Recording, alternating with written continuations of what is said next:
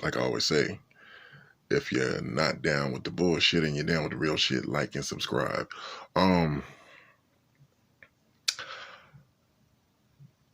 First, like, let me reflect back to recent movies I've seen, and that is Coming to America Part 2, and the um, the new movie about Fred Hampton, the Black Messiah movie. I think it was another one, but what you keep constantly seeing in these movies nowadays, and especially movies that are more so based upon Black history or themes that have to do with Black people, or that's the basic narrative. Whatever the story is, a line is about, it pertains to the ways and lives of Black people. You know, and they do this, like, not just as it pertains to Black people, but it seems like, especially when it's a movie that has to do with Black people, the whole narrative of the woman being the strongest character and individual in the movie. The men are made to look like buffoonish or incompetent or lacking in some kind of way, to where the woman has to come and save the day and everything and make everything all right. And, for them to keep making these movies with these narratives again and again and again and again and again and again and again, they're blatantly showing you, the powers that be, that that's the narrative they want to portray. So therefore, if that's the image, the narrative of all these movies that are abundantly showing women being strong, having strength, having courage, the men are basically looking weak, docile, scared all the time, incompetent, don't know what to do, where the woman has to be the level head in a moment of disaster or some type of turmoil that jumps off. They're basically saying that the women in our society are more the level-headed ones, and the ones down to earth, and the ones who can make quick second decisions. So what are they doing? And you see how the men are acting all scared, nervous, and they're like, I don't know. They always, some Black guy is always, I don't know what to do. Oh my God. And he's about to cry. And then it has to be some female, whether she's Black or whether she's white. The female can be any race, nationality, whatever. But she has to tell him, shut up, or slap him or something. Man, the fuck up. What the fuck is wrong with you? This and that, blah, blah, blah. Oh, shit, I got it. I'll take care of it. I'll do this. The whole thing about it is, like, see, that's still a part of, like, switching gender roles. How, I would say before the new millennium, before 2000, how the narrative was always, and the narrative in movies and on TV shows were more so how society really is. The man is going to be the one who's going to be the protector. The man is going to be the one that is going to try to figure out something. And you have women and children around, and we're in a dangerous situation.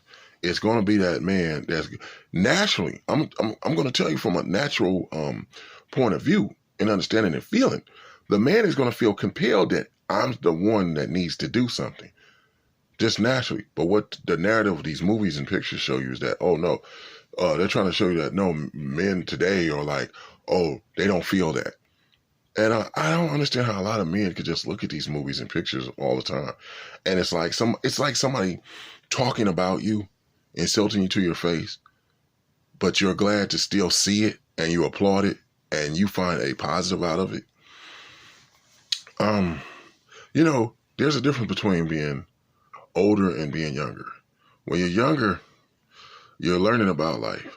And if you are incompetent and you are ignorant about a lot of things, well, that's because you're young. You don't know anything about life. So that's more understood and more to be expected. But when you get older, you're supposed to learn more so from your mistakes, have more of a grounded understanding of how life works, and also what you're supposed to absorb and understand is not just the nature of things. That too, especially, that's supposed to just be like, as the word is natural. I don't know, natural is derived from nature, or nature is derived from natural, but that's so, it being like, as it pertains to being natural, nature, where, that's supposed to happen. That's a given. But I'm saying also through, it's also supposed to be a given through experience. And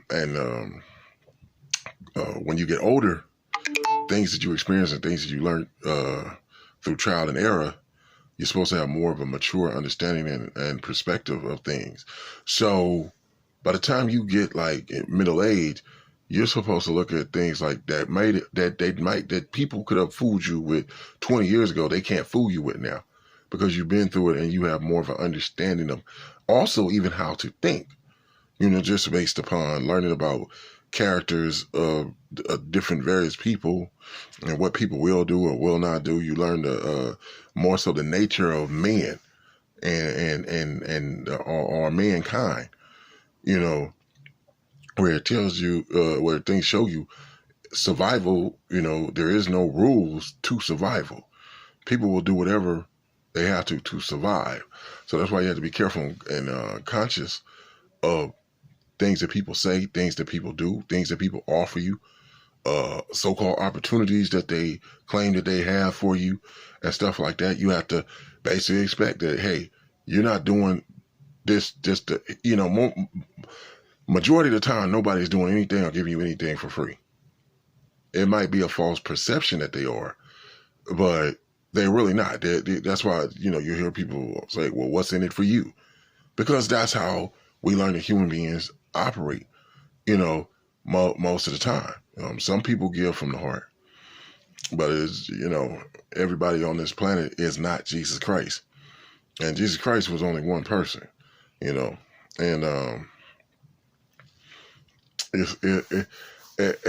it's like, you're supposed to walk in the light of Christ and, try to the best of your ability to be Christ-like, but you'll never be Jesus Christ. It's like a plateau that's set very high for you to try to reach, knowing that you would never reach it. But it's just like what Coach Vince Lombardi said, that he used to tell his team, the Green Bay Packers, like, we will keep striving for perfection, knowing that we will never reach it. But in the quest to try to achieve perfection, striving for perfection, we will achieve greatness, and so that's why, like, as life goes on, you can always better yourself. You're never supposed to stop thinking. You're never supposed to stop trying to elevate yourself to a higher plane, a higher level of consciousness, to be able to have more better understanding of things all around you, gaining more and more wisdom so that you can be the best, person that you can be. But in that journey, in the midst of all that being said, you look at people that are middle-aged, people that are grown, and how do you sit there as men, I wonder, see these movies basically telling you, you aren't shit. You need women. Women don't need you. Men are weak. Women are strong. Men are dumb. Women are smart, intelligent, highly conscious, and resourceful, and everything. And men are buffoons. Without women, men would be lost. They would never achieve anything. Everything that you achieve is because you have to have some woman behind you to push you along, to influence you, to provide something for you, to help you. And that's the narrative they keep painting these movies. But these narratives that they paint these movies and on TV shows, like this, like the question asked, Is it, sometimes you got to look at things and say, is it art imitating life, or is it life imitating art? You know, a lot of times it's both, you know, that goes on. You know, it's like an intertwined type thing, you know, that goes on, because we're seeing real people acting out these roles. And what it creates mentally when you see this is the possibility that even if this is supposed to be fake, it pertains itself to your ability to imagine if these things could actually be real. So there's going to be individuals, going to be people who are going to try to act upon what they're seeing and what they're hearing. You know, you think about like a baby learning to walk and talk. Basically, the baby is trying to imitate what people around them are doing and stuff. You know, so by seeing it and hearing people talk, by seeing people walk, by hearing people talk, the baby knows that the possibility is there for him or her to do the same thing. And so, just like when you're watching movies, watching TV shows, the systematic brainwashing that it can easily do is because of the nature that you're watching these things. You have to think that these commercials, there's agenda behind it, and just as well, like the not only just the commercial has an agenda, but also the TV show and the movie that you're watching. There's an agenda based upon the perception that they are showing you too. And it just trips me out how, like, men should get to a point and say, wait a minute, why do you keep showing men, especially like with black men, why do you keep showing movies and TV shows looking like this? Like, wait a minute, this is about my 15th, 20th movie where the woman is beating up the monsters and all this shit, and the men are like cowering behind cars or some kind of building, and they're waiting till the woman beat the hell out of the monster or kill the wild animal or whatever. Everybody all applauds her and everything, and the guys look like some goddamn losers. And it's like, I don't understand how you can enjoy that shit. And we know that a lot of these sports, unfortunately, man, you know, we grow up as innocent boys, our girls too, and we look at our sports idols and we marvel at their accomplishments and their feats of athleticism and everything. And it's like, yo, we just want to grow up and be those guys. We emulate them through school and, you know, backyard games and, you know, weekends at the park and all that stuff. And you get older and you start learning, like, wait a minute, man, these leagues are really about money. They're really all about the profit margin. They keep switching up the rules. They keep having all these different antics and everything that they put into sports. Like, I ask people sometimes, I said, think about it. You remember, do you remember the time when, long time ago, I mean, Breast Awareness Month? Remember when the NFL didn't have guys running around with pink uniforms on? You could still celebrate Breast Awareness Month if your mother, unfortunately, grandmother, some woman was very special, close, might have been your wife, or maybe daughter, died, passed away from breast cancer. Anybody can understand the sorrow and grief, you know, that goes along with losing somebody close to you like that. But the NFL didn't have to celebrate it by saying, "Oh, this is what we're all gonna wear pink uniforms." It's just like if you didn't wear the pink uniforms, then you couldn't celebrate it, right? See, so the pink uniforms have something more to do with something else other than just Breast Awareness Month. And I just don't understand how, you know, what is going on with society. When is people going to wake up and start letting people know, like, hey, man, look, y'all need to stop doing this. You know, put cancel culture on that shit. That's what you need to put the cancel culture on being brainwashed. Put the cancel culture on censorship. Why don't people put the cancel culture where the cancel culture needs to be at? Put the cancel culture on police that don't protect us. You know, put the cancel culture on a city government that is not spending the money right in your city, and streets are going not fixed for like 10, 15, 20 years, but the taxes are going up. Put cancel culture on that shit. You see what I'm saying? The whole thing about it, people don't listen.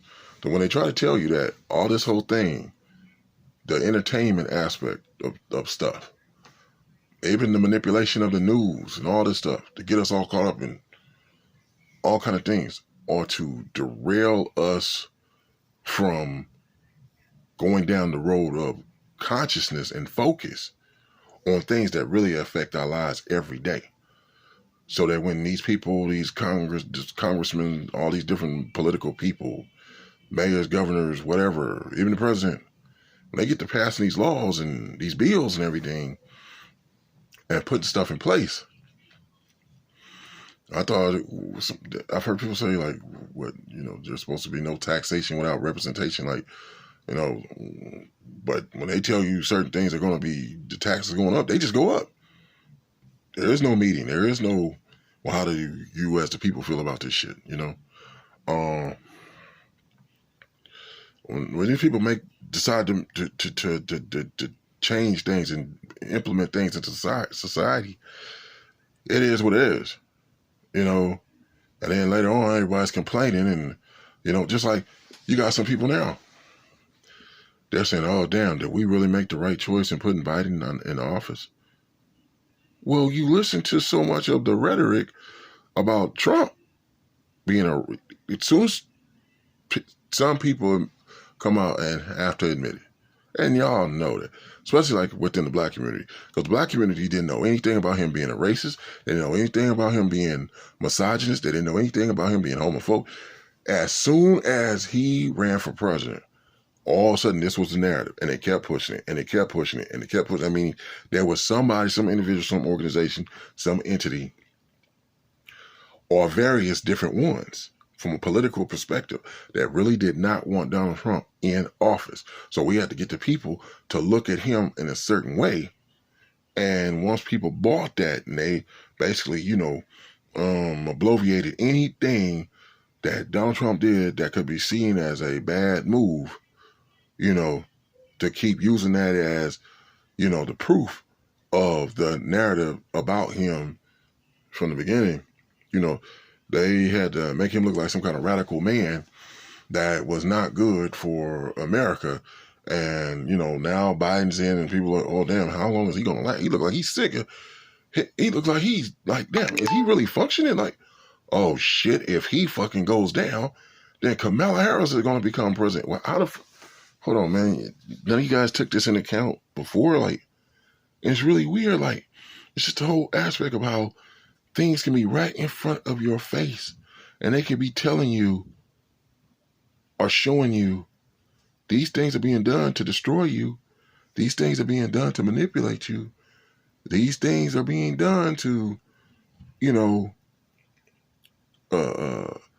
make perception of you look bad and negative, no matter how you try to portray yourself as being good, and some people might say, well, what the hell? You started out talking about the movies and everything, the new Comes America. Well, I'm just saying, I'm speaking on how I think they both were good movies. And in fact, the whole thing about the Black Messiah movie about Fred Hampton didn't have that whole black woman hero thing going on. But I heard that there were lots of women who felt that the women should have been projected more as being viable,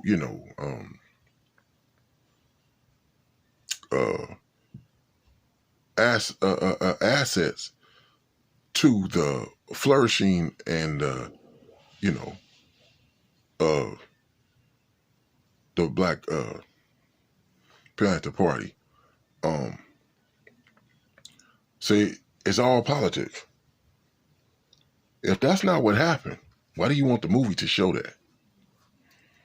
Why do you want the television show to show that? So that's the bottom line of all this. Coming to America was actually trying to do that whole thing, where they were talking about why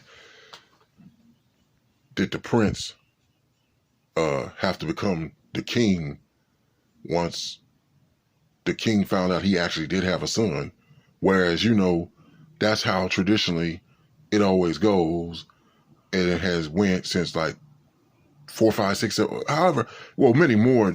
I can't even name the number of generations that, you know, that have went through the whole aspect of the crown being, you know, passed along. But that's how it is. And why is there always somebody trying to? There's certain traditions that, yeah, should change. If we're talking about harming people, hurting folks that never should have been a tradition in the first place, you know, because you got those that always want to say, oh, how you going to say this about this and say that about that? You know, as a black person, what if slavery never ended? What if, and you know, do you understand that that's really offensive and disrespectful? That everybody wants to use our struggle and use the whole civil rights movement for some form of political gain, where whatever some people or some people are trying to do, that it has nothing to do with us. It has nothing to do with our struggle or anything like that. And it's a whole different situation. There's a real big difference between fighting just to be just a regular citizen, to be left alone, to be able to go to work, go to school, to be able to have the ability to strive, to better yourself, to be all you can be in this life. And somebody said, well, in comparison, I just want to be able to be, to have sex with who I want to have sex with, and have sex how I want to have sex. And, you know, that's the same thing as the civil rights movement with black people. You know, we got to use that same narrative to say we should be able to do that. What if that involves having sex with children?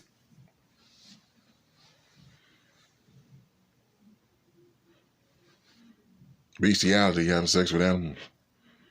But if the animal don't want you to have sex with them, but you want to make a law that says you can violate that animal anytime you want to, and you want to live like that, and that's the same thing as the civil rights movement and what happened to black people. I just don't understand, like, how do people... It's just like if Satan or the devil was right in front of you, and he's telling you, I'm doing all this stuff to corrupt your soul so that when you die, you're going to spend eternity with me instead of eternity with God. And you still go along with the things that he does to corrupt your soul. Just because you want to do what the hell you want to do. Just like they always say, remember, freedom has a price. Peace.